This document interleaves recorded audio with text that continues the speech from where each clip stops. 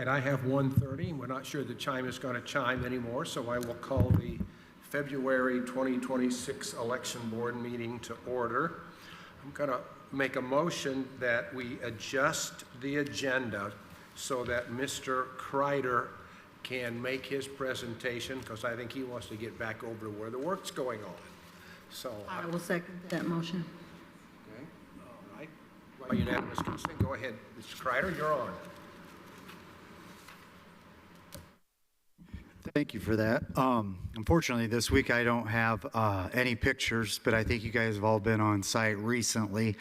Right now, all the drywall's installed and finished. Ceiling grids going in next week. Crews are in doing the prep work for flooring. That'll start anytime. We have the delivery date's been extended a bit to May 6th, but I do have confirmation from crews that May 6th date is like finalizing punch list items and that kind of thing, but the space will be available for events happening on May 3rd and May 10th. No issues there. Furniture, I've been working with the contractor on that, and my message to the furniture contractor is that it's critical that we have the early voting pieces by April 1. I don't feel under the same time constraints for the voters registration, so it probably will happen in a couple phases, but I don't think they'll be that far apart. Yeah, and we're moving on Monday to 203. So everything. Richard, I want to clarify, it's March, not May. Yeah, March, sorry. Everything is, yeah, we're rocking and rolling. So, any questions? Good to me. It looked good the other day when we were down there, so. Yeah, all right. I'm just getting geared up for Monday. Yeah. Right? Yeah. So if we just say, okay, you can go back to work, right? Yeah. Okay. All right. Thank you.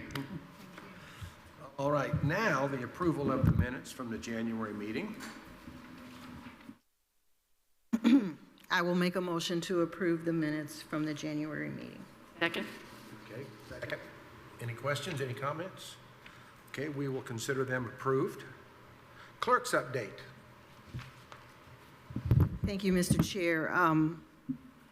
It was a busy week this week legislative-wise. I went Monday to testify at the Senate Elections Committee, came home, hurried up and got an overnight bag together and went up for the AIC conference, but we also had a clerk's breakout session, and I also testified at the House Elections Committee hearing. We are at the place in the legislative session where bills are switching houses, so a bill that was initiated in the House will now move over to the Senate, and a bill that was initiated in the Senate will now move over to the House for consideration.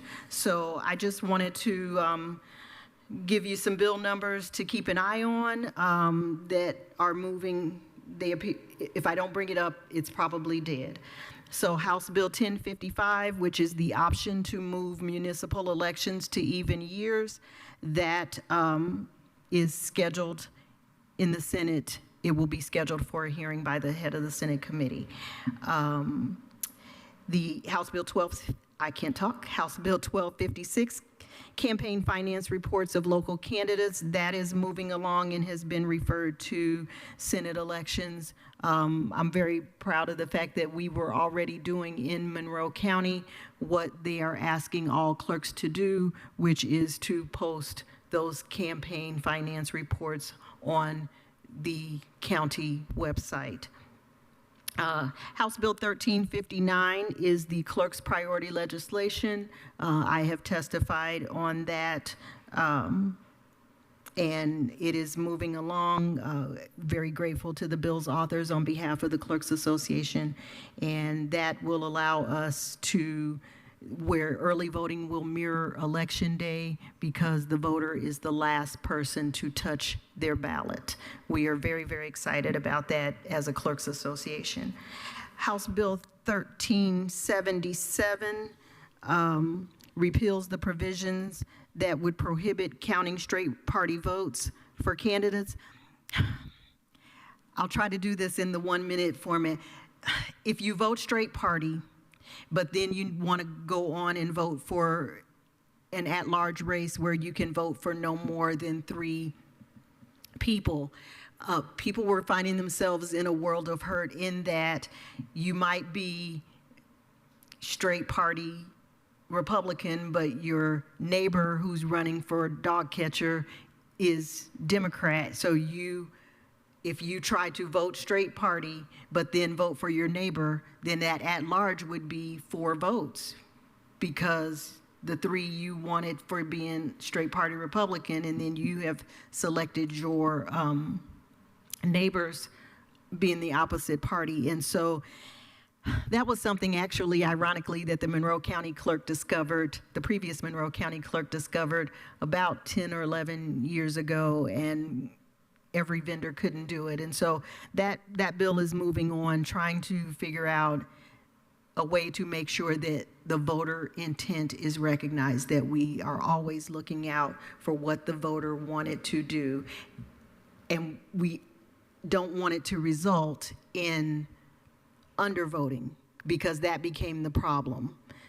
People were just being told to vote for who they wanted in that at-large and not mess it up any other way. Well, that's costing some people some votes on both sides of the aisle. So certainly not anything where it happens with just one party. Senate Bill 12, the prohibition of ranked choice voting in Indiana. It's always been very clear, at least when I've been up at the State House, that that was not something that was palatable to the State House. And so this just puts in writing, and it's moving along, that there will likely never be ranked choice voting in the state of Indiana. Senate Bill 112, that just went before the House yesterday, authored by Senator Schmidt, that provides that when an individual files a notice of withdrawal and lists their address, and it is different from the one when they filed for candidacy, clerks can then use that updated information to update the voter's individual voter registration record so that it is the same as the address that they listed on the withdrawal. Senate Bill 113, also I testified on that bill yesterday. That is where they are requesting that certain election material be preserved for 60 months as opposed to the current 22 months. The controversy there is most clerks have no room at the end in terms of storing materials for 5 years as opposed to 2 years. It's, trying to align it with the federal schedule. And so I believe that Chairman Wesco is holding that bill in hopes of getting an amendment to address that concern. The cancellation of a caucus, this is Senate Bill 211. Excuse me. Essentially, if a caucus meeting can be rescinded if only one candidate is seeking to fill that vacancy, then there's no need to have a caucus. That has been referred to the House, but it was not on yesterday's agenda. I anticipate it coming up within the next couple weeks. And I think that is it in terms of legislation. This has been the fastest short session I have seen since I have been working on the legislative committee. And so stay tuned. I'm sure I'll have some more legislative updates for you next month. Thank you. Thank you. That kind of reminds me, Molly, this may not be what you've worked on. What's the status of the lawsuit as far as the requirement for your ID that was passed? Was there a stay on that or an injunction, or are we planning on requiring state-issued IDs for early voting? I'll have to check. Since there's outside counsel, I haven't been following it that well, but I will check and update the board. Kindly, what are you expecting at this point in time? At this time, it will be that we still follow Senate Bill 10 and only accept Indiana IDs. That's what's going to happen. We need to make sure that that is not find out election day, oh gosh. That is currently how we are doing most of the training paperwork. We're going to create a secondary template just in case if we need to flip it last minute. Don't want people to be surprised. But people can also use passports and things too. Correct. So they could use a passport or an Indiana ID. Yeah. I just want to know where we were with that. Thank you. Okay, Election Central update. You've got a chunk of stuff. Yes. So first up is going to be the voter list maintenance update. Our office completed voter list maintenance this week, so we have a couple of public record requests that have been put in to receive some walking lists. Those will be going out, I believe, tomorrow, actually. But in total, we processed 7,626 voter list maintenance records. 992 of those stayed active, 6,385 became inactive, and 217 were canceled. And then moving forward, candidate filing update. As of the end of day yesterday, we were up to 199 candidate filings. That number I know has gone up today alone and will continue all the way through noon tomorrow. And then we also have some upcoming important dates.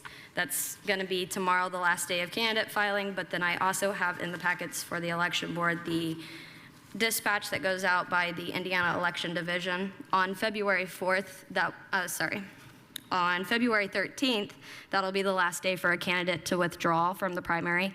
And then also on the 13th will be the last day to file a challenge against a voter. Lastly, I have a statement that came from Matthew Kochevar at the Indiana Election Division. Under IC code 3-8-2-5, candidates for local office file with the county election board. As I understand it, your county does not have a separate election board hired staff. So filings run through the circuit court clerk's office as they would be the only county election board members with an office. A member of the public, if they so wish, can call up for the candidates and give them their opinion on what they see as an error in their filing. The county election board on its own cannot reject candidate filings they think are in error. Instead, a candidate challenge filed by a voter of the election division where a candidate is running in by noon on February 13th is the only case that can happen in the primary candidate filings.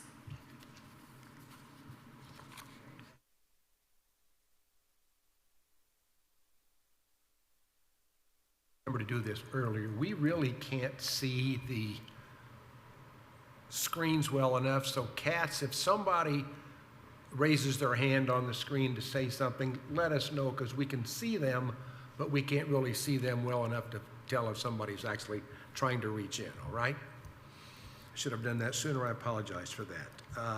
CFA 4 filing report. That'll be me again. In the packet, you're going to find a CFA 4 filing report that is going to have a full list of everybody who has filed or should have filed for the January 21st deadline at noon. We do have some on there that are highlighted in red that are missing. The yellow will be late, and then there is one highlighted in green. That candidate closed out their committee. They are still an elected official, so we need to send a letter to ask them to reopen their committee and file a CFA 4.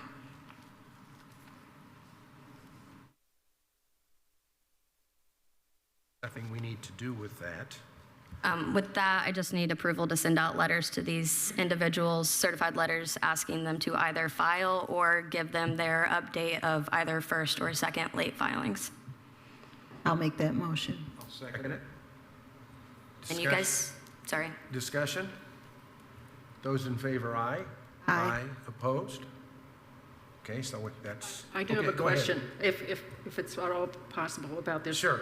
The person who's closed out her account has indicated that she is not going to run for re-election, and her election will actually, for that seat will occur this year. Do we have the authority, if we were to vote on it, to excuse her from having to file with that, or is that a firm state requirement? That is a firm requirement, and I believe that that person was advised that when they came back to reopen their packet. Certainly, they can send somebody if they're not able to come, but they should open it until the very last day of their candidacy, unless you're breaking news today. No, I'm not breaking any news today. I'm just saying that we know that she's not going to be running. So that would have to be kept open until So as December of 31st. July 1st of 2025, it says that a candidate, which involves a elected official, must keep their campaign open until they are no longer in office. So instead of keeping her office open, she closed, and it should have stayed open. And through January 1 of 27. Correct. Correct. And that was a huge thing throughout the state because the clerks were, it kind of came out in a legislative update. We were not aware that that bill was even on, up for discussion. And so it took 92 clerks aback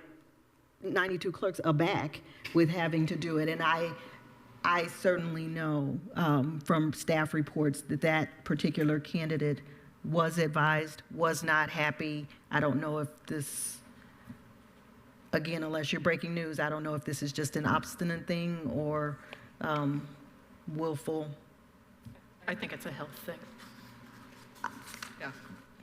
And then in the packet, you guys also have a late report filing tracker. That is a new thing that I have started in the office for this filing, and we went back to see where the filings were since the new resolution that was created with the prior election board when we cleared out all past filing, missing or late filings. This is now up to date. The red X's are going to be the ones that will be added after these have been processed and gone through. So there will be one individual on there that has a second late filing and will be fined for this one. Okay, thank you. I don't get why they don't do that. All right. Any comments from the board? No. Okay, then we have a records update request. So this is a individual which they are here today. If you have any questions for them, they have noticed that their voting history records indicate something that they believe is inaccurate. We have a statement from them, and from the Indiana Election Division, we could go ahead and process this ourselves in office, but I felt it would be best to have it in front of the election board just so that there is a vote on it to approve or deny. On that election, it was marked in manually by. Yeah, so on the documents that I provided, you can see the difference of where there was recently from 2022 to 2024, they were entered electronically, but then from anywhere 2020 and back was manually uploaded. So the indication is those pencil marks beside each one of the elections that indicates that they were manually entered instead of electronically uploaded. And on another one of those documents, you can see how easily it could be clicked either Democratic or Republican because it is a simple drop down and you just click which one it was. And Ms. Kiley, is it fair to say we had done our due diligence, checking with the Indiana Election Division about what our options were to remedy this for the particular party, and so we could have done that ourselves, but out of an abundance of caution and out of the importance of transparency, you're bringing it to the election board unless there's a concern. We are going to chalk it up to human error. The party or parties involved no longer work in the Monroe County Clerk's office, and so I will make a motion that we go ahead and allow the voter registration staff to update this particular voter's voting history record to reflect what they have stated in their I will second it in so their we can statement. get discussion if there's any discussion on. It also, like it is a one-timer from this, so do you want to say anything, Mr. Ellington? Just like to say thank you for taking the opportunity to, Jeff Ellington, by the way, to correct this data error. I know it happens not very often, but it can happen, and I appreciate you doing your due diligence to make sure you do everything proper. Thank you. I personally hate drop-down boxes. Okay? They're so easy to misdo so. Is there any public discussion or comment? And then those in favor of making the change, say aye. Aye. Aye. Opposed? Okay, Ms. Kiley, would you get that adjusted? Yeah, I'll make that change once I return to the office today. Would you let us know when that's been completed and let them? Yep, Okay. Thank you very much. you're welcome. Okay. Old business, well, we've done Mr. Kreider. Now we're going to talk about the V-stop, so you're Okay, on. Yeah, so Matt from VSTOP is here to do a presentation on post-election audits. I brought this to the election board's attention during the conference in December that I thought it would be a great idea to go ahead and do a post-election audit after the general election this year. So, Matt? As Matt's coming, it's a wonderful opportunity to thank him. I have the opportunity to see him at various conferences. Matt has been a very good friend to Monroe County whenever it is possible to give Monroe County a shout out for the great work that we do here. He has been absolutely wonderful, for which I am incredibly grateful. Most recently, I believe we saw you at the Election Administrators Conference. I'm sure we'll be seeing you. We've got a Spring Southern District Conference coming up. I'll look forward to seeing you there. But thank you so much for making the trip. You made a little bit of a trek to see us, and so thank you so much. Absolutely.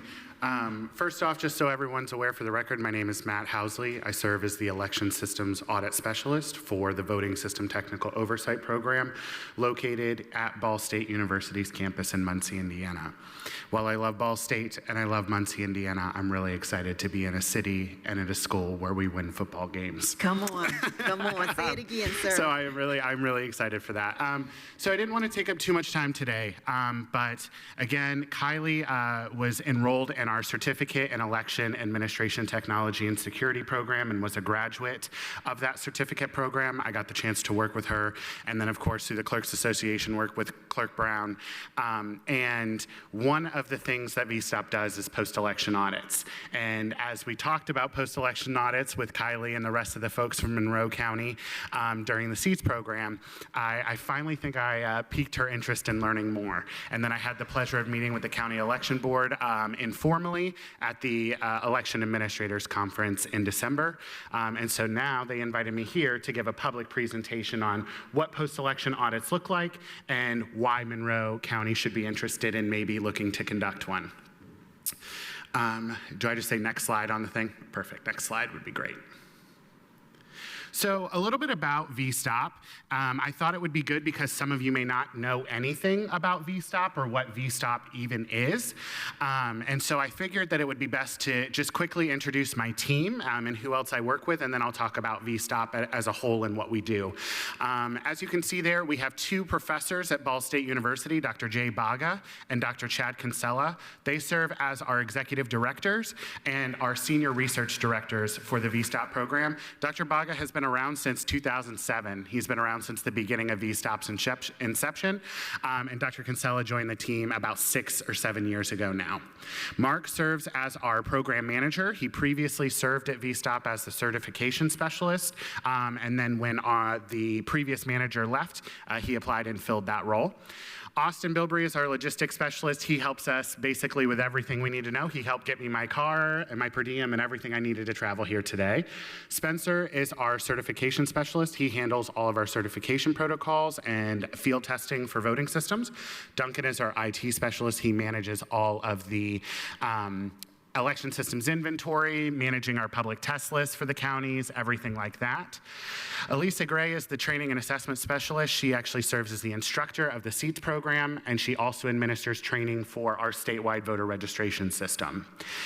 I, of course, am the election systems audit specialist, and I do election audits, and I also track voting system anomalies. So when something goes wrong and it gets reported to us, I track and investigate those.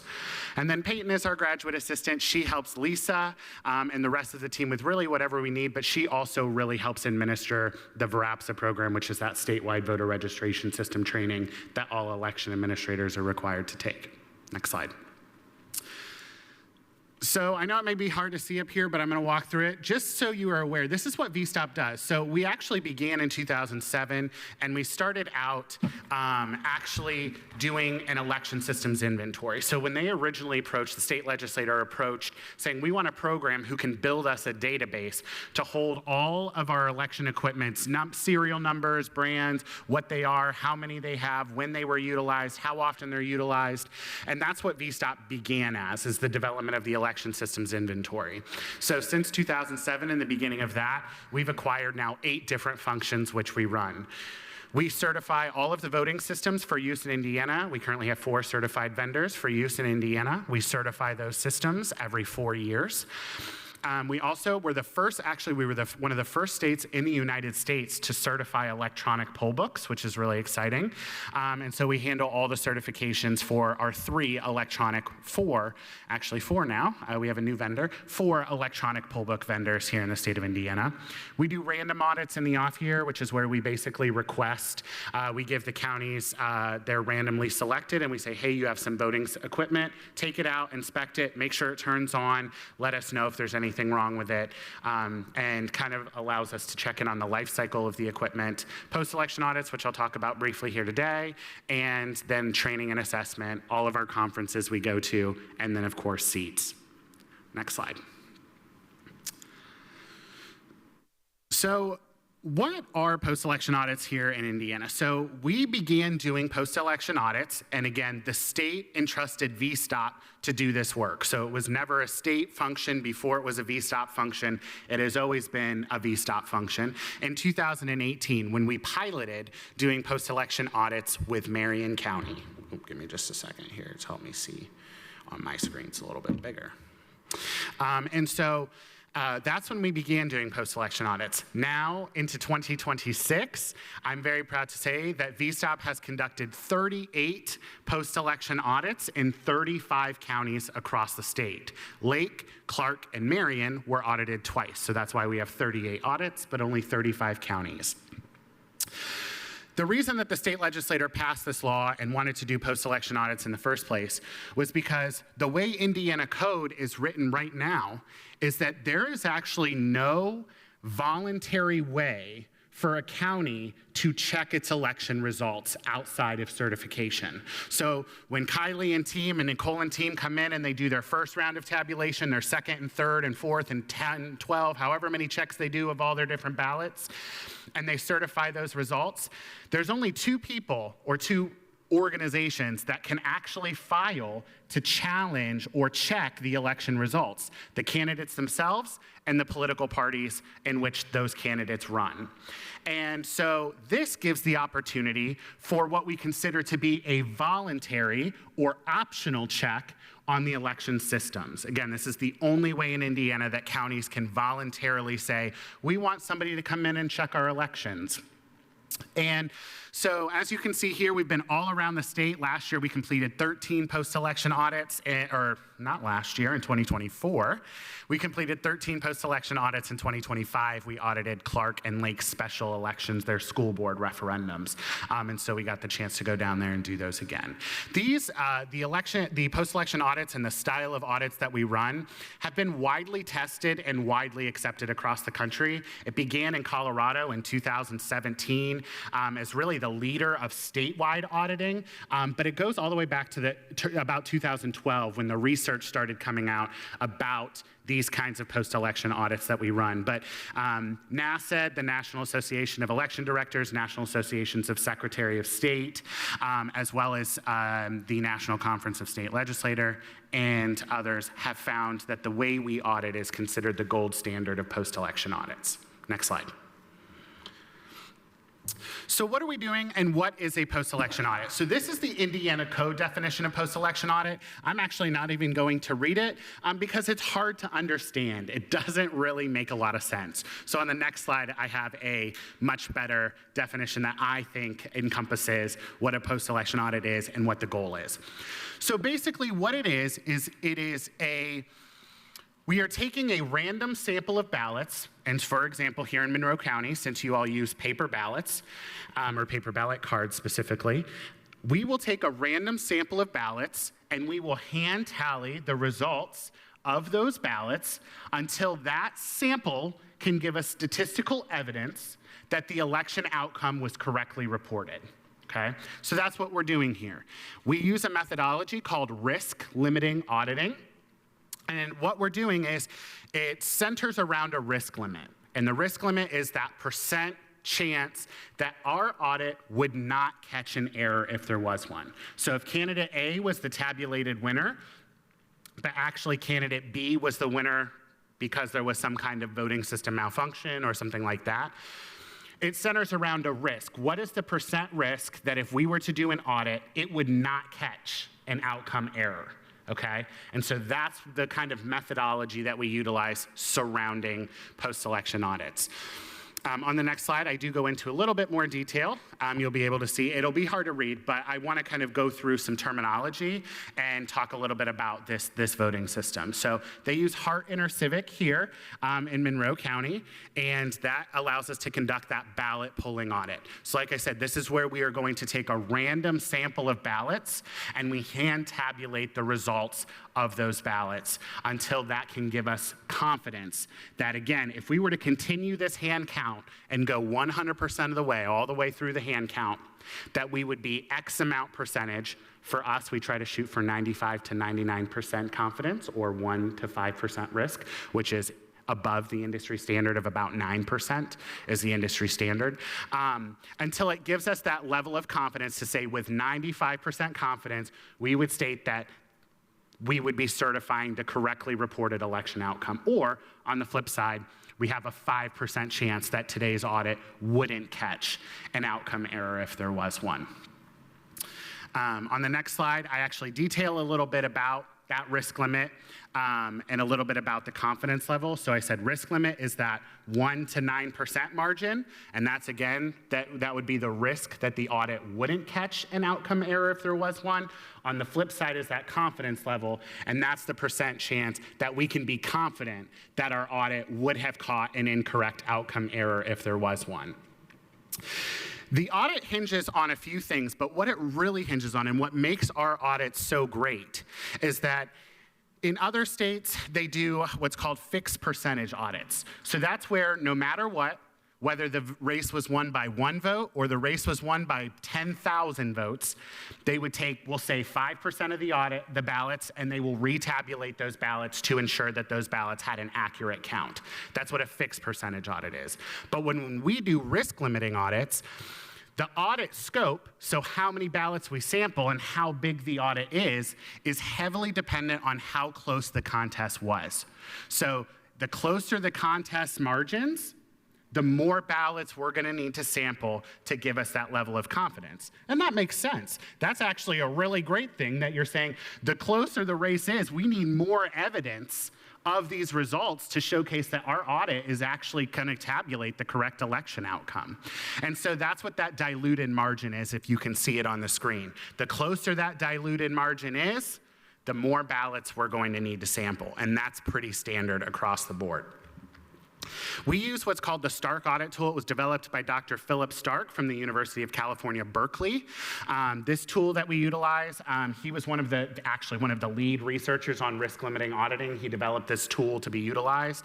And so we utilize that tool or that software. The plus is anybody can find it. You can go into Google and you can type Stark audit tool, ballot polling audits, and the tool will come right up, which is really great for public transparency.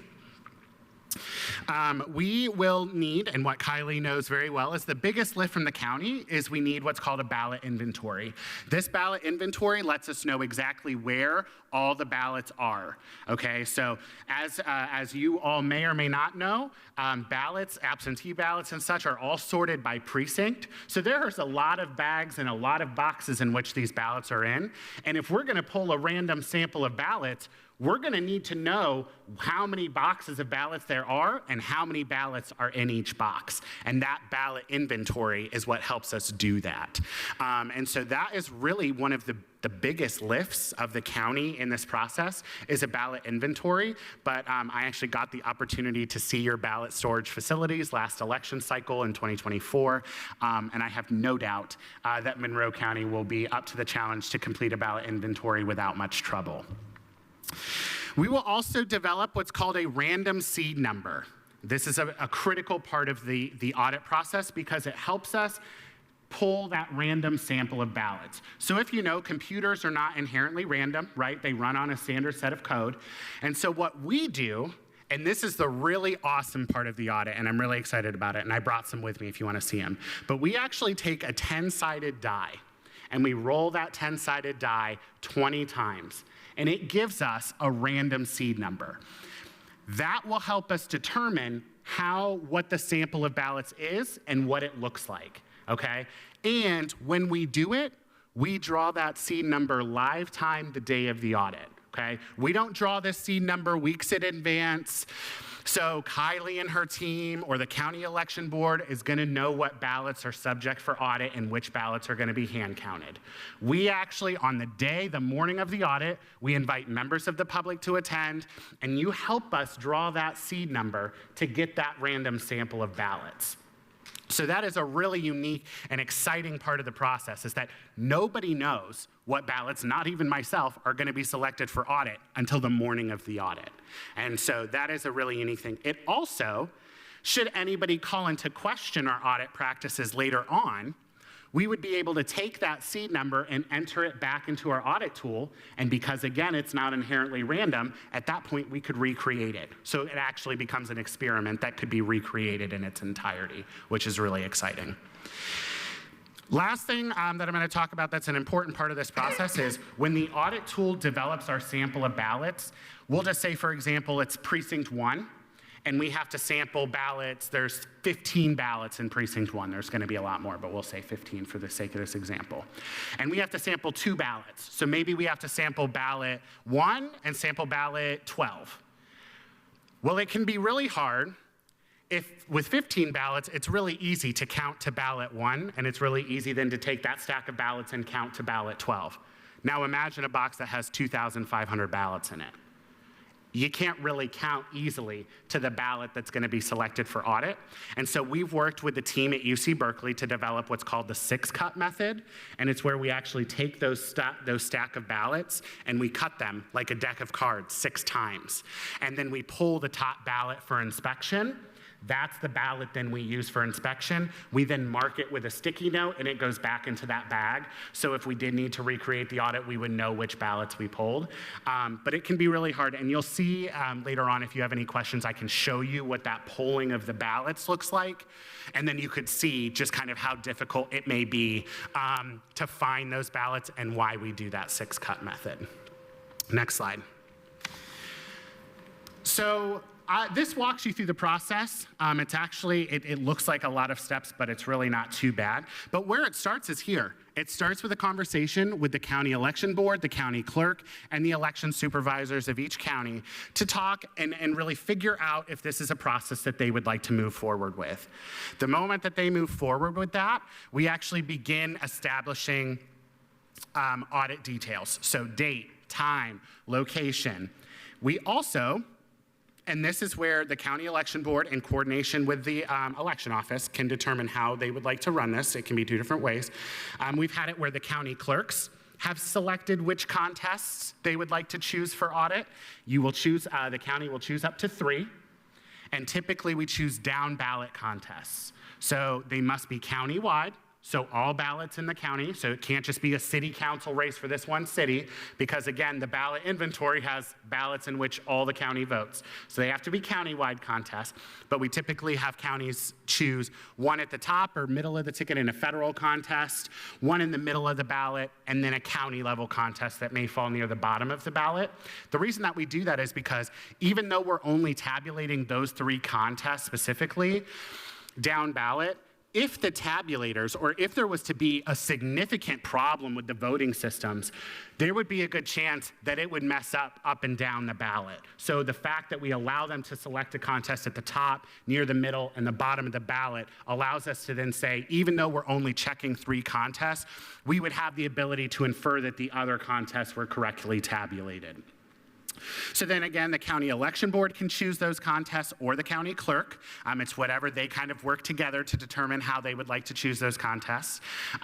For example, I will say we just audited St. Joseph County in 2024. It was the largest county audit we've done to date. We hand counted 1,761 ballots for 3 contests, and it was a lot. But they wanted to do President of the United States. Well, that race in St. Joseph County was lost by like 600 votes, I think it was. And the sample size was gonna be like 28,500 ballots. Well, unfortunately, as much as I would love to do a hand count of 28,500 ballots, that's not feasible. So then I did work with the county election board and the county clerk's office to actually choose a race that was a little bit further down the ballot. So again, we will work with you all to determine and choose races that we believe are reasonable. But again, if there was a significant tabulation error where the voting systems, because that's what we're looking at. We're really not looking at anything else besides saying, did the voting systems function properly to generally and correctly tabulate election results? That's what we're doing. And if there was a massive problem where they were tabulating a contest incorrectly, we would be able to infer up and down the ballot that that voting system was not functioning properly, okay? So the county election board gets to choose those 3 contests.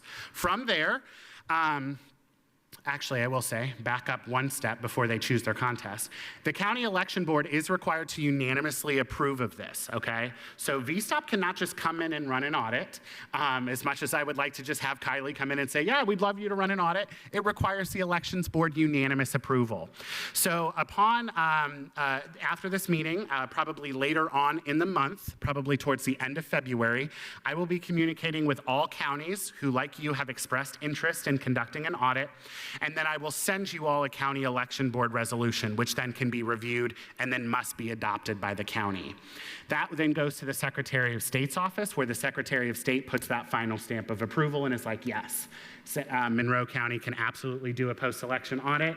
Then that's when we can start working with the county election board, county clerks, and the election team to choose the contest, choose a location. Sorry, I did forget about that resolution, and it's really important because that ultimately needs to be approved by you all.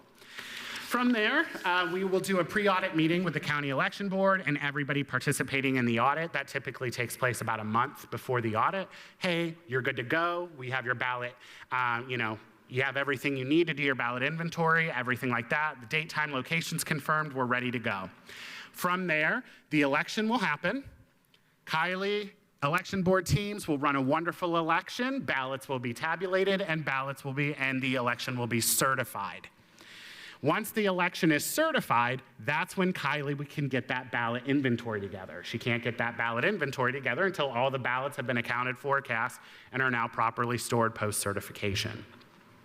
That ballot inventory will come to me. I will make sure that it functions properly, so just making sure that it functions in our audit tool properly, and that it matches, okay? So if you have 10,000 ballots cast in the election, and that's how many is on your election report, on your ballot inventory, there better be 10,000 ballots accounted for in that inventory. We go through that, and then the day of the audit happens. What we'll do is we will come in. All of the ballots will need to be readily available because, again, we don't know which ballots will be selected for audit. All those ballots will need to be readily available.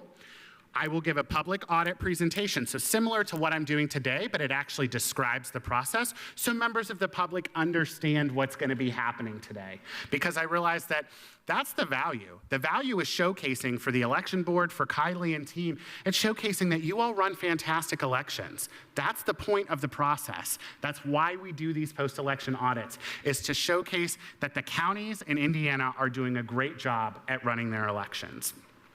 And so we'll give a public audit presentation, and then we'll draw that seed number. Again, we recruit members of the public, the election board, you roll those dice, we generate the sample of ballots. Once the ballots the list is generated and we know where the ballots are, we begin this massive process of ballot labeling. So then all of those ballot boxes, we have special labels that actually state how many ballots need to be sampled out of that box, and we will go on and we will actually put this label on those ballot boxes. For your records, ballots will remain sealed until the audit begins, okay? So for chain of custody purposes, there will be no handling of ballots until the audit begins. We also have a sign-up sheet where everybody who is handling the ballots must sign in, just so that way we create accountability of who will be handling ballots, okay? We will then go in and we'll label the boxes that were selected for audit and how many ballots we need. And then we will go in teams, typically is how you do it. It will be teams of 2. Counties can do bipartisan teams if they like. It doesn't, because there's no actual tabulation of election results, it does not need to be bipartisan in nature. Again, it's a public, transparent process, so anyone could watch it.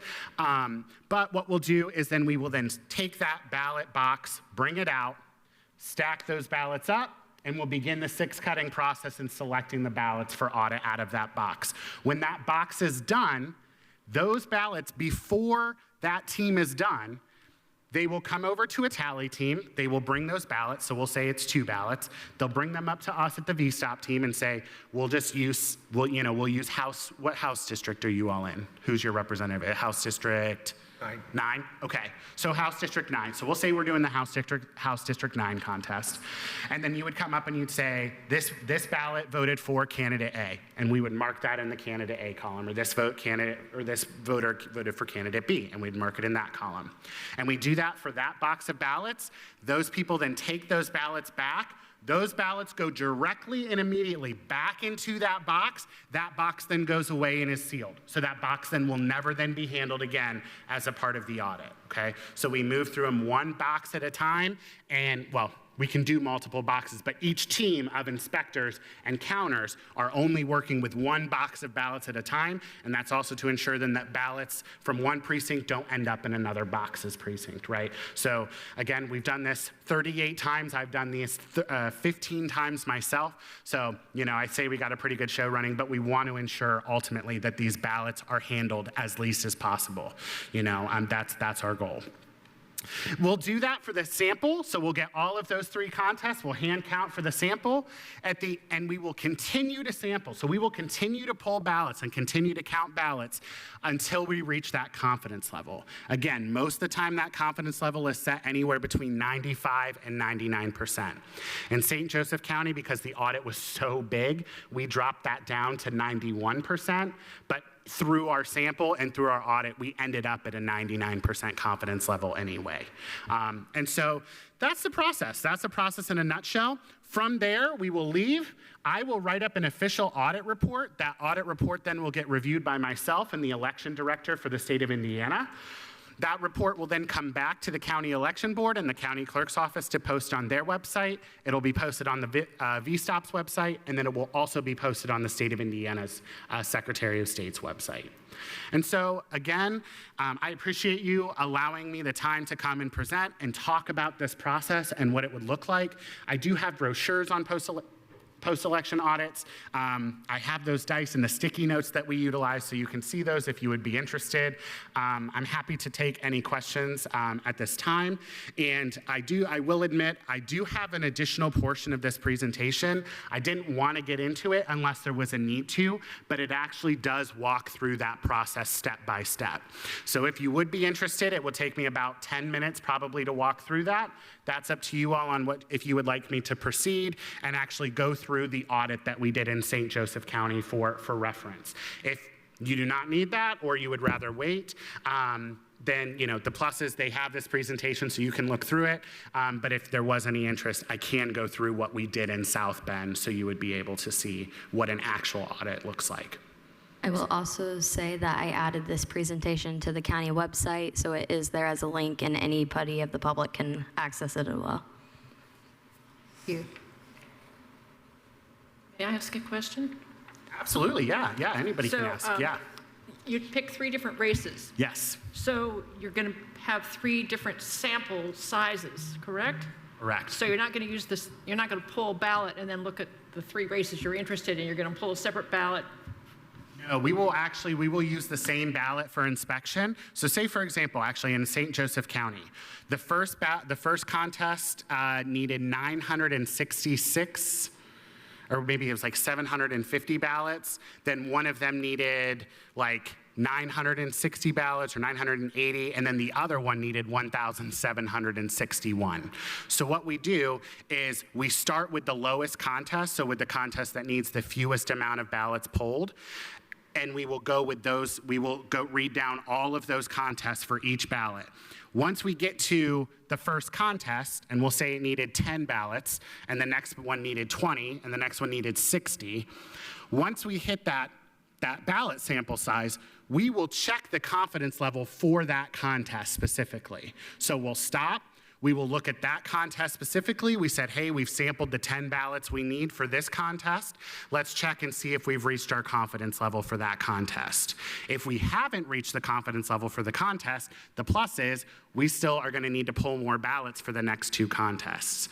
So then, say we reach our confidence level and we don't need to sample anymore for that contest, we then will just start tallying the 2 contests after that. And then for the one that needs 60, if we reached our confidence level for the one that needed 40, we would just look at that 1 contest at that point forward. So we do go down the ballot for those single ballots. So you're going to, if you're pulling from box 1 for the first example that you gave, Yep. you got to keep that box open to then look at race 2 and race 3, is what you're saying.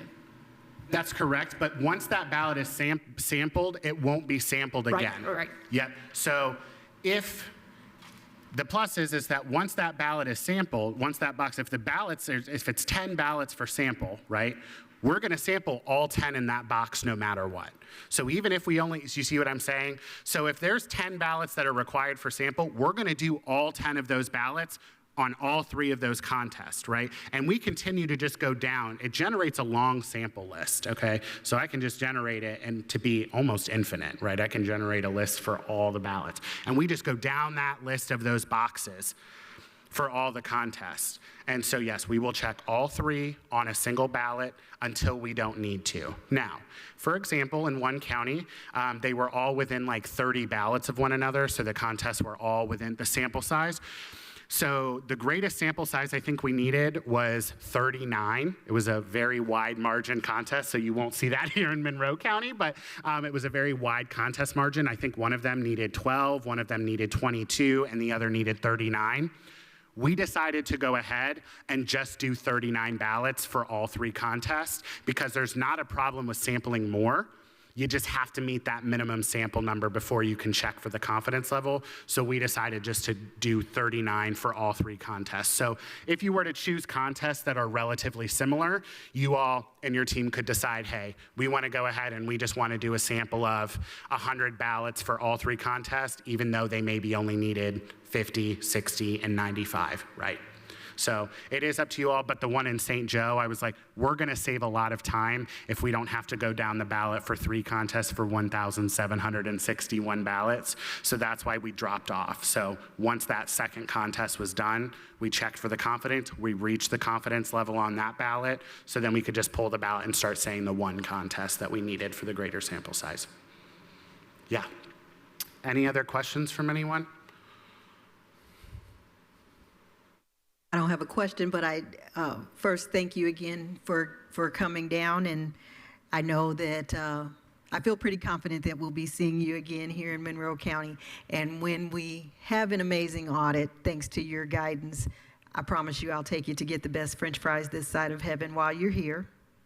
I love some French fries. I stopped at Mother Bear's for lunch before I came here. So I love coming down to Bloomington with all the good eats. I can do a little better than Mother Bear's. Okay. All right. And second, Okay. did I understand you to say you were provided with a car and a gas card? Yes. So through the university, we are eligible to receive a university vehicle, and so it's nice that I didn't have to worry about putting the miles on my personal car today to come down here. We had a university vehicle, so they have a motor pool, and so we get the opportunity to. It's the same car I drive. I drive a Ford Fusion. I got a Ford Fusion out of the motor pool, so nothing too special. Every once in a while, though, we get to drive the new RAV4s. Those are really nice. It must be nice. I just caught that. Yeah. Held on to that. Yeah, we You have got a motor. company We have car. a motor pool, so anytime we do official business travel, we get to use the university's cars for that travel. Okay. And I just want to say again, the reason that we do this, and I think that many of you Monroe County has also been under a spotlight in recent elections as well. Maybe not for the right reasons, but nonetheless. And we are in a time where even the most confident and the most accurate elections ever could be called into question. And I'm really, really thankful that in our state and under the Secretary of State and General Assembly's authority, that we have the opportunity to do these voluntary checks. Because I know and I work with these people every single day. I see the kind of operations that they run, and I know they run fantastic elections, but I get to come in as a third party, not associated with the county at all, and run this audit and then affirm the work that they're doing. And so I just want to thank you all as the election board and your elections team for the work you all do. The pressure that you're under each and every election is immense, and it's only getting greater. And I don't want to add an audit to add to that level of stress. And so that's why I pitch it as a way to just highlight the amazing work that you all do and to affirm the work of our county election officials across the state. It truly is an honor for me to do so. And so should you all vote at a future meeting with that resolution to designate for an audit, I look very much so forward to coming back down to Bloomington and working with you all. So thank you so much for your time. And Mr. Matt, when you explained it to me that day, you and I have had conversations in the past about this, and when you explained it that way, that helped me feel better, because when, the term first started making its way around, and it really felt more like a finger-pointing expedition, and as we talked about it, you really helped me feel better that it, more or less showcases the good work that is going on, and for that, I'm incredibly grateful. Thank you so much for coming down. And I will just make one final comment in relationship to that is, I am here to affirm the work, but I'm also here to point out things that could be improved. For example, there was a county, and their audit report is online, so you can read it, where we went to that ballot box, and there was 2 ballots that were not there. There was supposed to be 4 ballots for sample, and we were required to sample 2, and there were only 2 ballots in that bin. That was a reality where it didn't impact the efficacy of the audit, right? Those 2 ballots weren't going to change the outcome of the audit because it was correctly tabulated. But in their report, I noted that unfortunately we went in and there was supposed to be 4 ballots in this box, and there was only 2, and it had to be noted in the report. And so I will just say that while I'm here to affirm and I'm here to do that work, it is my job as the audit specialist to point out and to document where there could be things that have happened in the election. Now, again, that's not saying that it's changing outcomes or something illegal or nefarious happened, and I never accuse anybody or anything like that. I just stated that we went into the box and there were supposed to be 4 ballots in the box and there was only 2. Now, there's 2,000 ballots in the box. I'm not counting all 2,000. But for that one, it was easy for me to catch. So I did let the county clerk know. I said, I have to put this in my report because I've now witnessed this. I said, there's nothing that's going to happen to you. There's no wrongdoing here. It's okay. Human errors happen. Those ballots could have been in another box, And so I didn't point any fingers. I just stated there was supposed to be 4. There was only 2. So just as a heads up, should there be anything like that, I will I will note that in my report out of public transparency, you know, and efficacy for what I do. So while I'm here to affirm your work, I am here to also be nonpartisan and non-political and do that work. So just wanted to let you all know that, I guess. Thank I was like, you. maybe I should let the county election board know that should anything come out of the audit that could be of concern, it will be noted in the report. Absolutely. So, sorry, just wanted to put that in there. I didn't want you all to be blindsided if something were to happen at the audit and then be like, I'm going to report this in my report, and then you guys would be like, oh my gosh, what? So just wanted to be aware. But that, we've never had anything come to the point of an audit where we felt like there would need to be an investigation of any kind or anything nefarious. That's never happened in the 38 audits we've ever done. All of our audits have always affirmed that the election outcomes were correctly tabulated as well. So we've never had anything otherwise of the sort. And don't expect that in 2026 either. Thank you very much. Awesome, thank you so much. Any other questions? I'm pretty hearing from us. Okay, so just so you're aware of next steps, come the end of the month, I'm planning to send a recommendation memo to the Secretary of State's office with your, with Kylie's good graces. She has expressed that you all were interested. So in this memo, it is not confirming and it is not guaranteeing you all, like basically locking you in. I will be recommending you guys to the Secretary of State, basically saying, should the county election board send a resolution to the Secretary of State requesting designation, that VSTOP has talked with the county and believes that they should receive designation, okay? So I will be sending that memo out probably at the end of this week or early next week. Once I get approval to move forward, the county election board will receive a notice from me letting you all know that you have been recommended by VSTOP to the Secretary of State to receive audit designation should you all approve to want to request that designation. It basically is a fast track to the process. So it's like you guys sign the resolution, then the Secretary of State already knows that Monroe County is interested, so they'll be expecting your resolution, and they can send that approval right along quickly. So just want to let you know that's what the next steps will be in the process. All right, thank you. Awesome, thank you so much. Thank you. County Council meeting update. All right, County Council meeting update. I was able to go to the County Council meeting on, can't think of the date right now, a couple of Tuesdays ago. We did get 27th, thank you, Molly.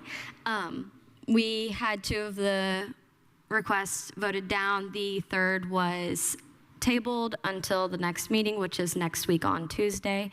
I will be there, and I believe Nicole is also going to be in attendance. I will be in attendance. And then I want to know if the 2 of you would also like to be in attendance. If you do plan to be in attendance, I will send out a public notice. If you would prefer me to just send one out in case if more than one member is able to attend. And I did add into the packet the same numbers that you guys received back in November, December, and January. Those are all the same numbers that you guys have seen multiple times. They are the same numbers that were sent to the county council. Yeah. Because I remember that Ms. Githens had stated that she did not receive the numbers. I did send the numbers. They were the same numbers that were received by the election board at previous election board meetings.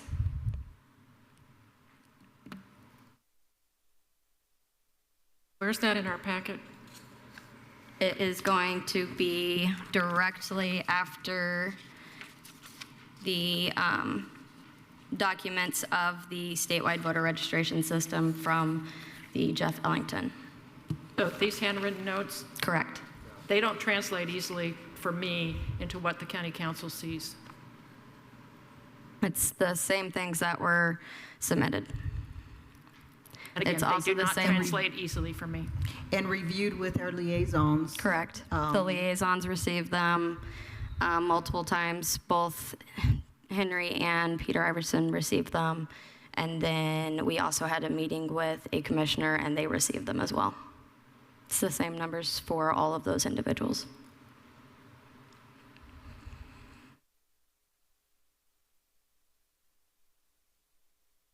So the plan is to make another presentation at their meeting next. Yep. Molly had a hand. I I did receive an email from the council president that she asked me to read to you when appropriate. Appropriate as far as I'm concerned right now.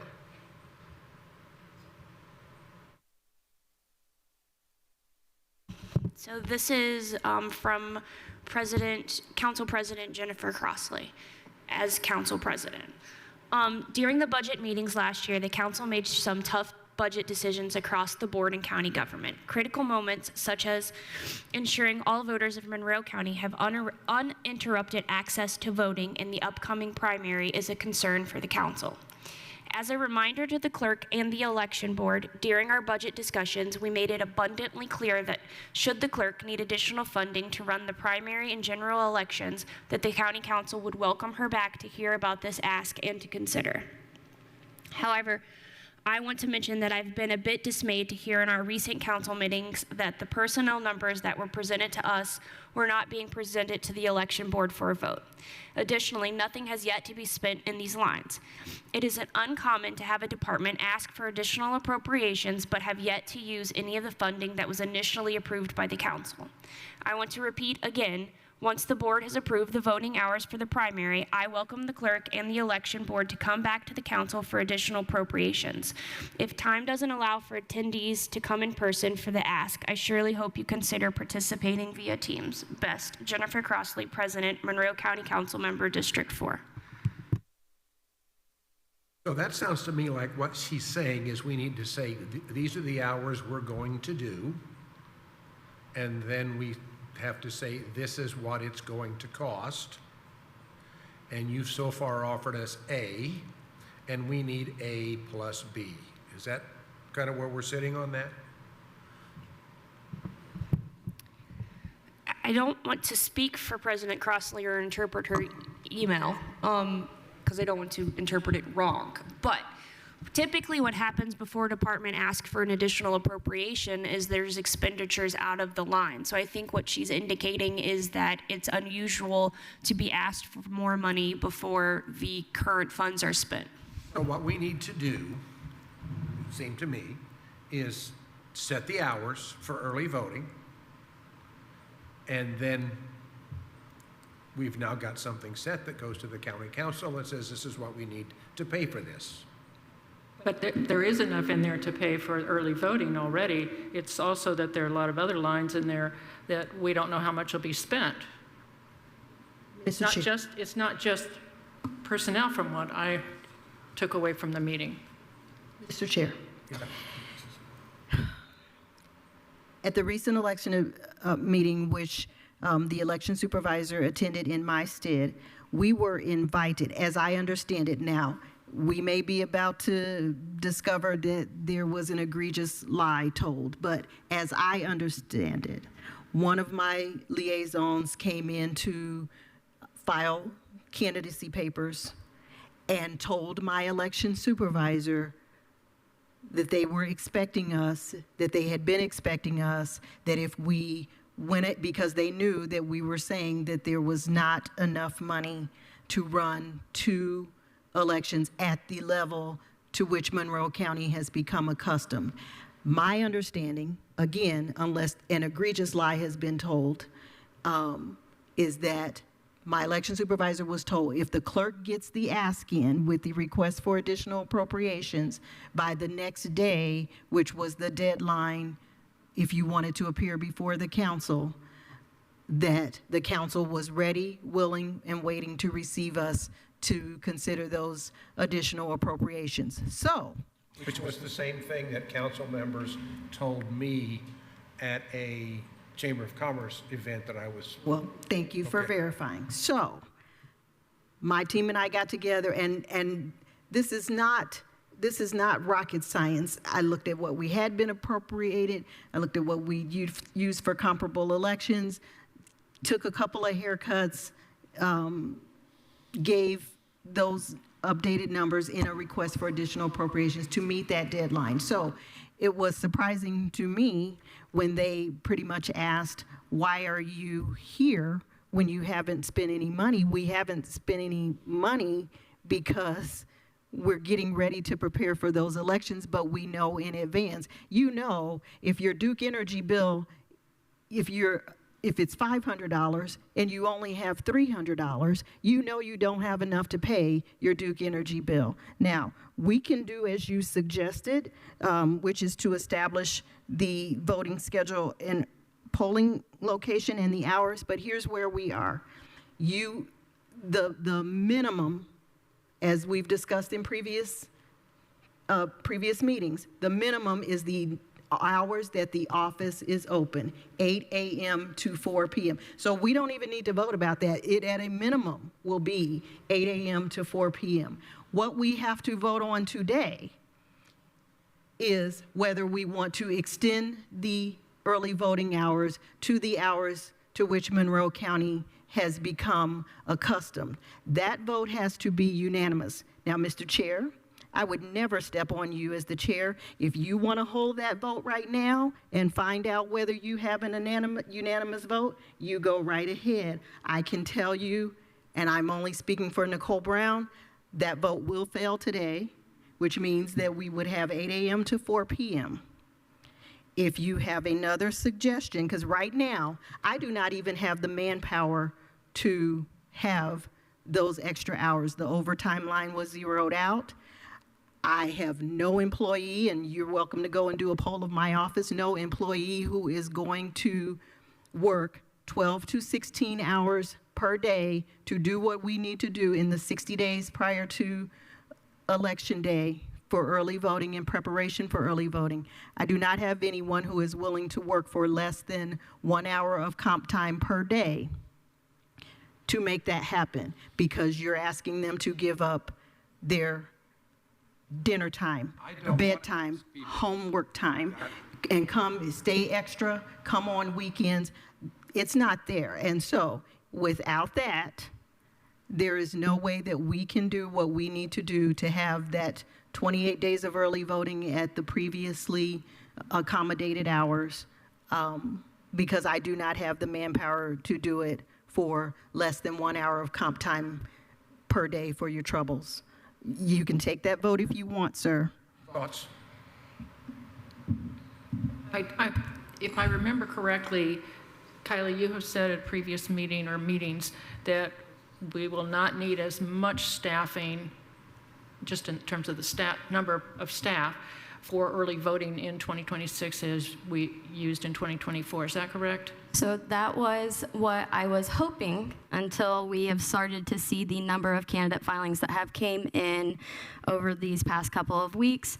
With us being at 199 candidates that have filed with 16 contested races at this point in time, there is no way that we can make 4 check-ins, 3 printers, 2 checkouts, and 1 greeter work. It's just not going to happen.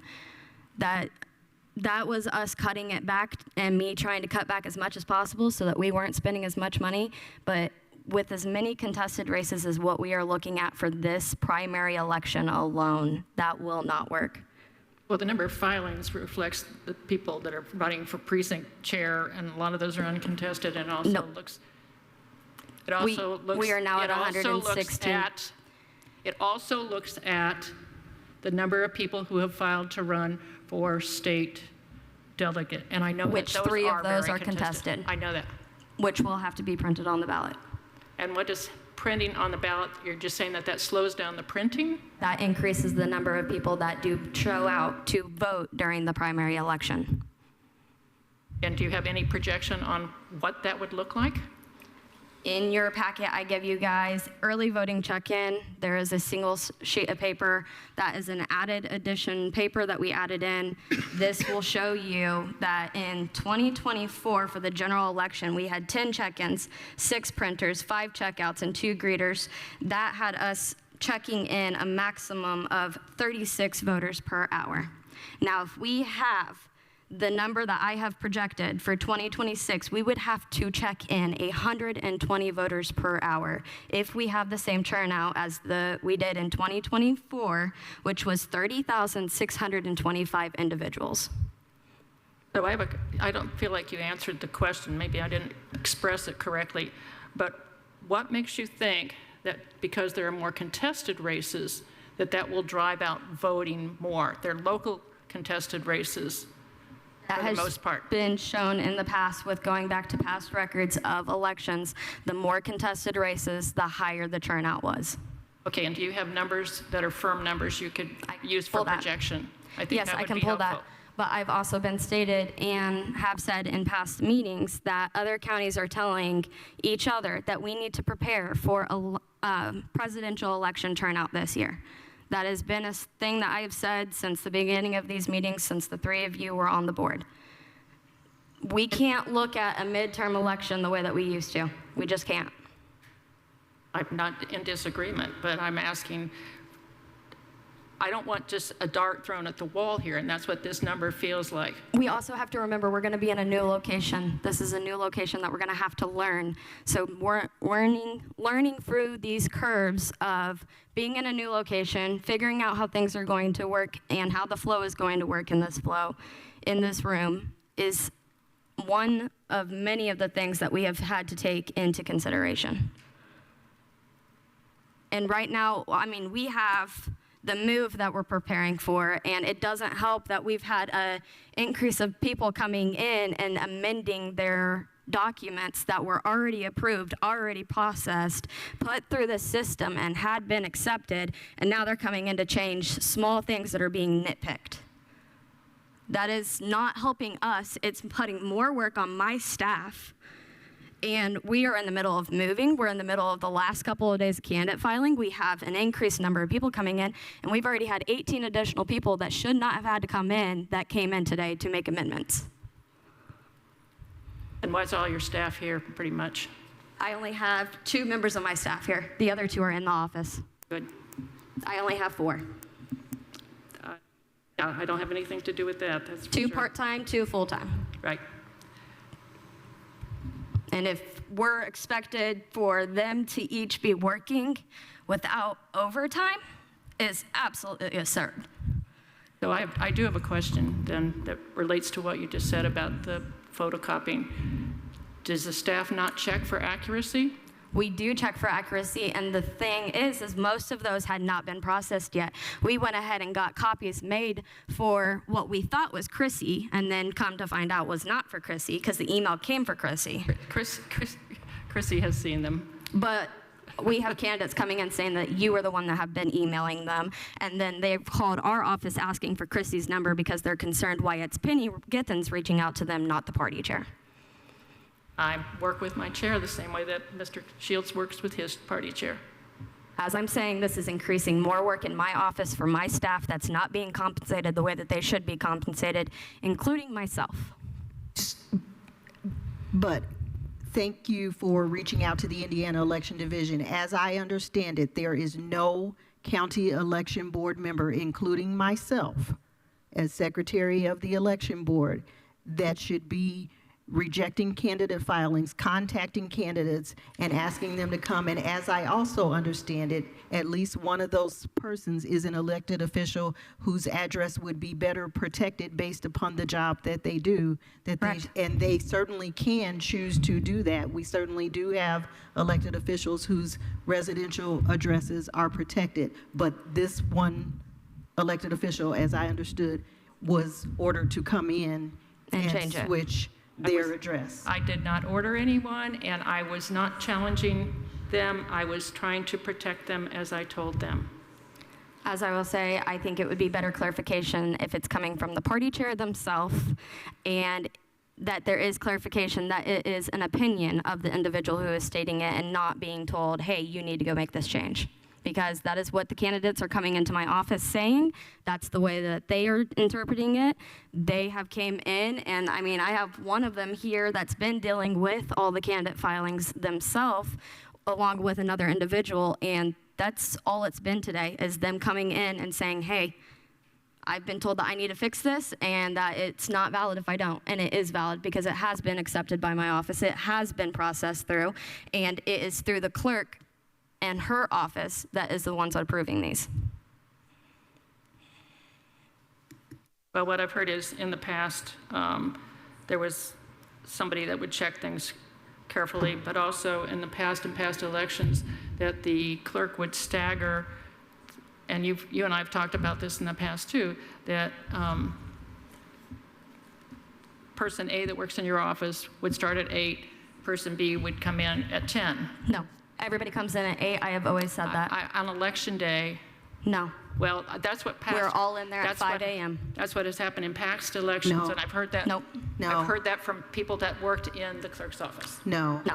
We do, everybody reports to work at 5 a.m. on election day, including the election board. Sorry, And- I misspoke. I Uh-huh. apologize for And that. the business of the clerk's office voter registration and election continues to go on while we are preparing for early voting and election day. So there is no staggering. There will be no staggering. And By state statute, we can't stagger, especially for early voting. Yep. You have to open at 8 a.m., you have to close at 4 p.m. If you choose to open earlier, you may. If you choose to stay open longer, you may. But they must be open 8 to 4. We cannot open at 10 o'clock and go till 6. We can't open a couple hours earlier and go till 4. It has to be at least 8 to 4. In the past, for early voting, the election office staff had staggered hours. No. They always come in at 8 a.m. Now, one of them will stay till 6 p.m. and the other one will stay till 6 p.m. the following day. That is the way it has always been. Nobody comes in later in the day. No, it's not. Yes, it is. I was here last year in 2024, and that's exactly how it was. I created a schedule for all of my staff members. One of them is here, and she was one of the ones that stayed till 6 o'clock each day. That's fine. That does not go back past 2024. I was here in 2023, and it was the same way as well. Before 2023, yeah, that's not in my area to say yes or no, but 2023 to 2024, that's exactly how it's been, always has been, and is the way that it will continue to be because there's no one to cover the front office if we have one person come in at 10 o'clock. We have nobody to cover voter registration at early voting if somebody comes in at 10 o'clock. Early voting opens at 8 a.m. Somebody has to be at early voting, somebody has to be at the voter registration office. How could one person come in at 10 o'clock if both of those offices are open at 8 a.m.? Well, in the past, before the Napa building, it all occurred in one location. But I'm saying, Yeah. even with last year and 2023, so where's the data that you have collected and who was it from in order for us to be able to tell if that was accurate information or not? I'll be glad to get in touch. So what do you need us to do? If we're going to approve polling locations and if we're going to approve early voting hours, we don't have a resolution. We did not expect that to be something that was voted on today. We figured it would be waited on until we figure out what's happening on the county council side. And then I was going to suggest to call a special ordered meeting next Thursday after the county council meeting. Well, we could just, Go ahead. we could, what's the word, Molly, that I'm looking for? We could, Recess. yes, thank you, the meeting so that we don't even have to notice a new meeting. I would recommend noticing it Right. though, just as a courtesy. Sure. We'd have to make sure that the room is available next Thursday at 1:30. Looking at the online calendar, I think it is, but I would want to double check with the commissioner's office.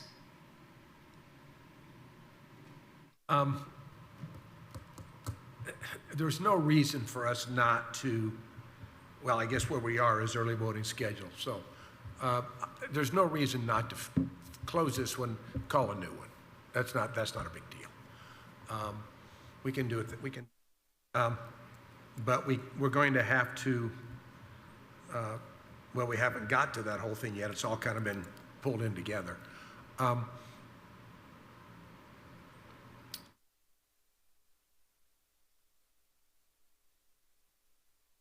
I will call a special election board meeting if the room is available next Thursday at 1:30. I will have a proxy here. I've already reached out to that person and they're good for that because I'm going to be gone. This is a person who I guarantee you can handle what's going to happen. Molly is running now to check the office. So we can we, I'm going to pause this while she checks on that and bring that back. And we'll go ahead, and if there is public comment on this or other items, we will do that now. I just want to state it's going to be Thursday the 12th at 1:30 p.m. Yes. as long as the room is available. Yes, if the room's available.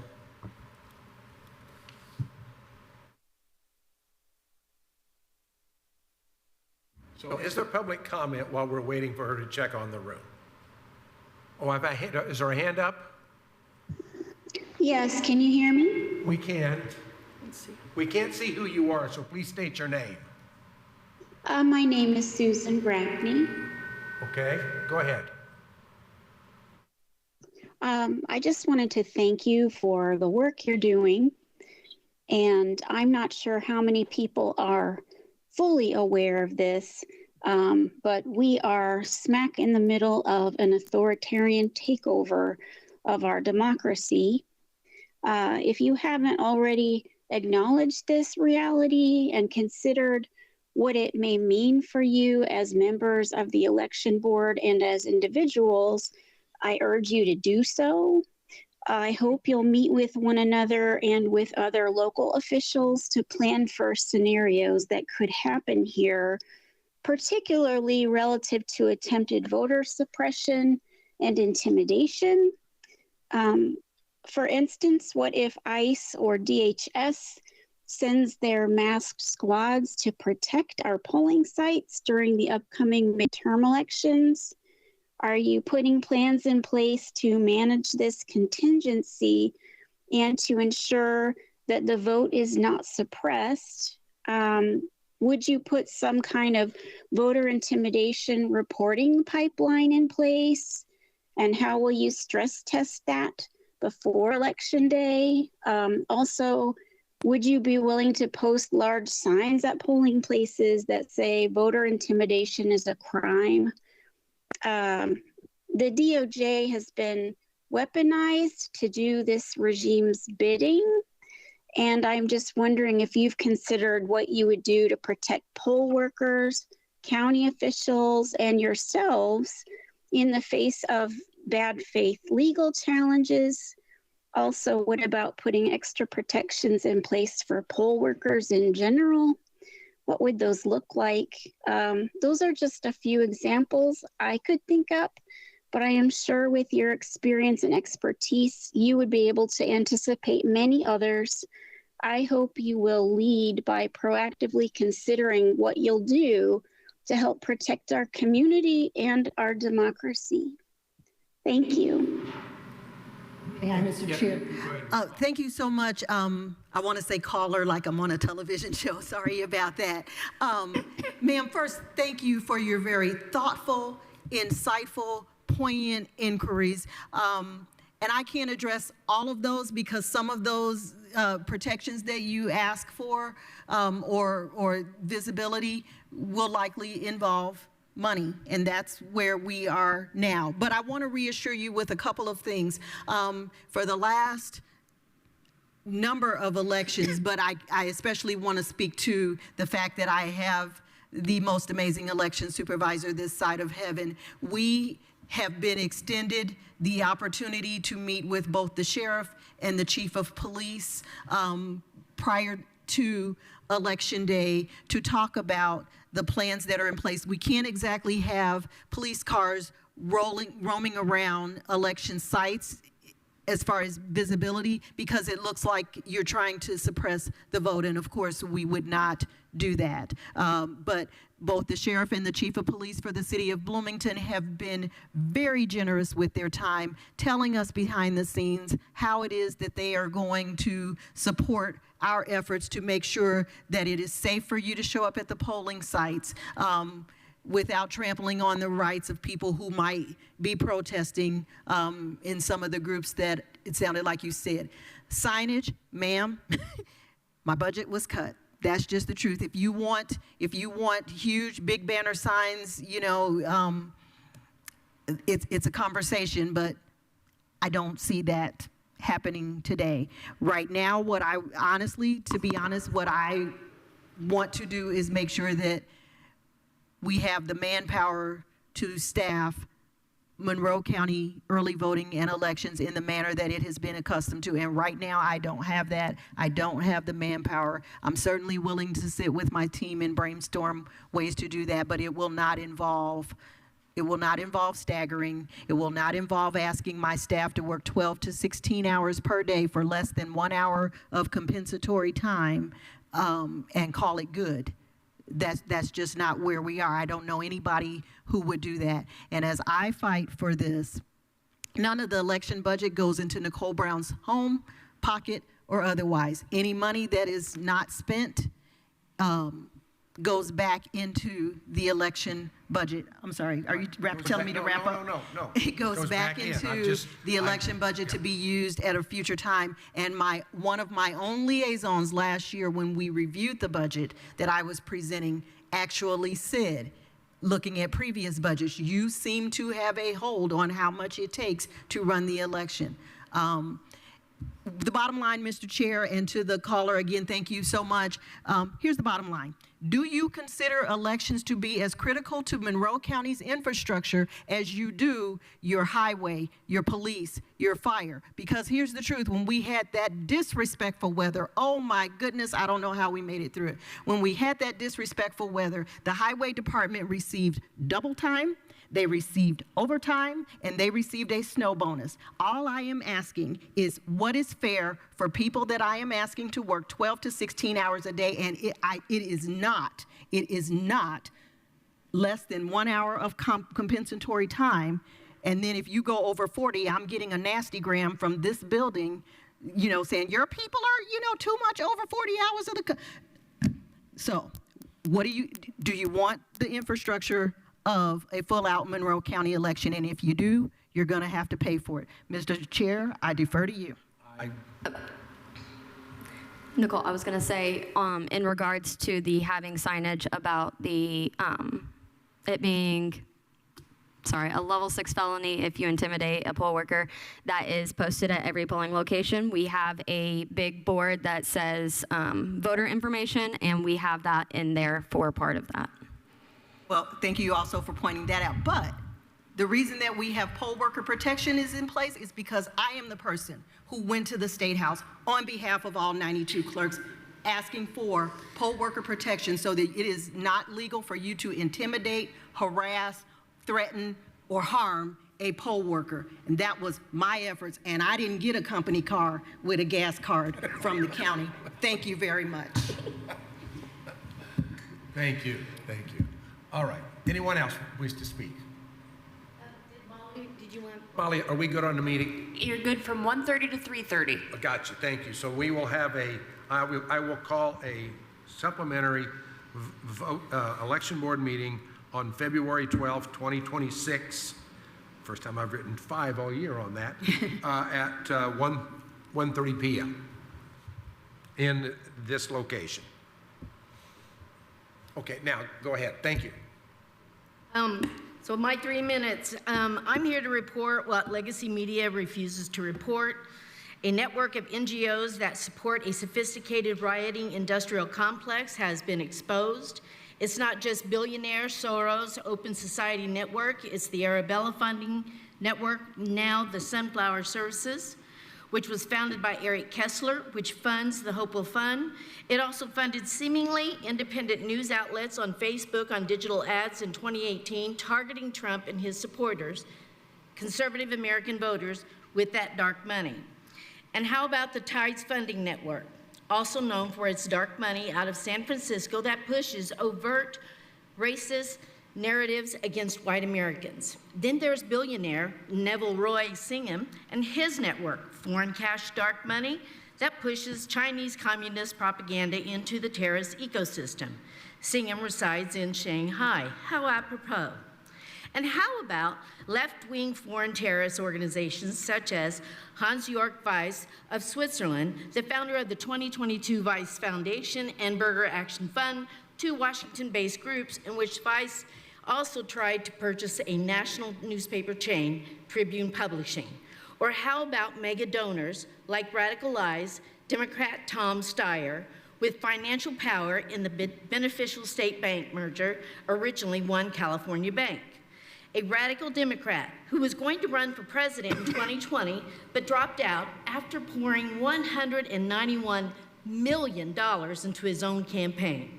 He supported California's Prop 50, and he's now running in that governor's race. That is a dangerous man. These are dangerous people pouring dark money into the entire terrorist ecosystem against the American people. I want to share 2 money facts concerning Riot Incorporated. Number one, like any corporation, Riot Incorporated has many divisions. It has boots on the grounds, PR divisions, marketing teams, and a well-funded legal division. This is very dangerous to our republic when operating dishonestly, navigating around our laws. Second, the flow of over $100 million of American tax money has been funneled into the terrorist organizations. $4 million was funded in the Atlanta Stop Cop City protests, in which the billionaire class and some of the taxpayer dollars funded the rioters to disrupt the right to domestic tranquility. As well, there are foundations like Mellon Foundation, Ford Foundation, who are cleverly engaging in dangerous racist propaganda that intentionally create violence against innocent white Americans instead of framing the truth with honesty. And I say one last thing. Mike Pence is a traitor, and down with the British Empire if they want to overthrow our government. Thank you. What else? Okay, so we will attempt to deal with the planning next Thursday at 1:30. Without any objection, I will adjourn the meeting. Make a motion to adjourn. Oh, I'm sorry. Do you want to adjourn or recess? I think you said, Mr. Chair, that you wanted to go ahead and notice, so We'll just, we'll just adjourn this and and have a special meeting just to talk about early voting and schedule stuff. Okay, also, the poll location list. Oh, yes. There was one location that has backed out. They are now not going to be able to be a polling location this year. They were also not able to be one in 2024. They are still going under some remodeling right now, so they have decided that they will not be a polling location again. My question is, do you want me to look for an additional location or relocate those 2 precincts to 2 locations that are close? which is the easier, I would think it would. It would be easier to relocate. I believe so, And too. yeah, just, Okay. And I will make that motion, Mr. Chair. I will second that motion to have her take that one and move it into a closer. All right. Motion second. Those in favor, aye? Aye. Okay, so take care of that. And then in favor of adjourning. Ask Oh, one sorry, go question ahead. I'm so about this. sorry. No. Sorry, I didn't see this in my packet earlier. I apologize. I had looked at it when I was at home. We haven't heard yet from 2 of the locations on here also. Is there any chance that they will back out? I don't believe either of those will back out. Those are 2 locations that one of them is very, very excited about being a location, and the other one has been a location for a really long time. I think it's just some miscommunication, getting like phone tag, basically. Family Life Church has been one for Yeah. Oh, yeah. ever. Yep. All I was going to suggest is if there's a glitch and something happens where they do back out, can we also authorize Ms. Ferris to seek an alternative? We can. Yeah. Are you making that a motion that Ms. Ferris has the right to do the same to those 2? She has if the needs to? authority? Yes. Okay, second? Second. Okay, those in favor, aye? Aye. Aye, okay. That's good. All right, so are we good now? As good as we can be right now? Yeah. All right. Then the meeting is adjourned.